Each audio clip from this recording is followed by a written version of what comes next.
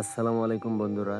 আজকে আপনাদেরকে দেখাবো আমাদের যেই মাছের পুকুরের যে আউটলাইনের পানি যায় সেখানে একটা গর্তের সৃষ্টি হয়েছে। এই পাহাড়ি গর্তটার মধ্যে গর্তটার এক পাশ আবার যে খালের সাথে মিলিত হয়েছে, অনেক খাল থেকে অনেক দেশি মাছ এখানে আসে। তো আজকে আমরা দেখব এখানে কি মাছ পাই। সকালে মাছের নড়াচড়া দেখার কারণে আমরা সিদ্ধান্ত নিই আজকে এখানে মাছ ধরবো। তো দেখতে পাচ্ছেন ইতিমধ্যে আমরা আউটলাইনের পানিটা বন্ধ করে দিলাম। এখন আমরা সেচ দিয়ে এখানে কি মাছ পাওয়া যায় দেখব। সেচ চলতেছে। ইতিমধ্যে আমরা জালের সাহায্যে কিছু মাছ পেয়েছি। দেখুন, খুবই সুন্দর শিং মাছ। তো সেচ দেওয়ার পরে এখানে এক পর্যায়ে এমন বৃষ্টি হইছে, এদিক দিয়ে পানি সেচ দিচ্ছে, এদিক দিয়ে পানি উঠতেছে। প্রচুর পরিমাণ বৃষ্টি। তো সেচ প্রায় শেষ।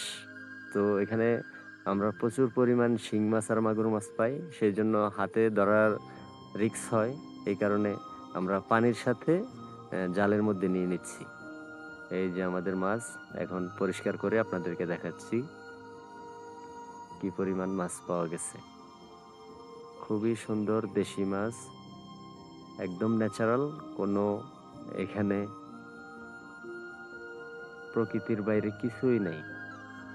দেখতে পাচ্ছেন খুবই সুন্দর শিং মাছ। আমরা এখানে এই মাছগুলো পেয়েছি আজকে। তো আমরা সিদ্ধান্ত নেই, যেহেতু কিছু শিং মাছ অতিরিক্ত ছোট, এগুলো আমরা পুকুরে ছেড়ে দিব। আর বড় সাইজের কিছু নিব খাওয়ার জন্য, আর বাদ বাকিগুলো পুকুরে ছেড়ে দিব। তো আমরা মাছগুলো বাছাই করে ফেলবো। বাছাই করার পরে অল্প কিছু মাছ রাখবো, আরগুলো সব পুকুরে ছেড়ে দিব। বাছাই চলতেছে। দেখতে পাচ্ছেন আমরা সামান্য কিছু মাছ নিব আর সবগুলোই পুকুরে অবমুক্ত করে দিব, যাতে তারা বংশ বিস্তার করতে পারে।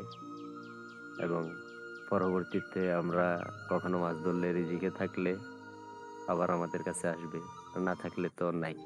এই যে আমরা অবমুক্ত করে দিচ্ছি মাছগুলো। দেখুন কি সুন্দর একটা দৃশ্য। সবগুলো মাছ আমরা ছেড়ে দিলাম।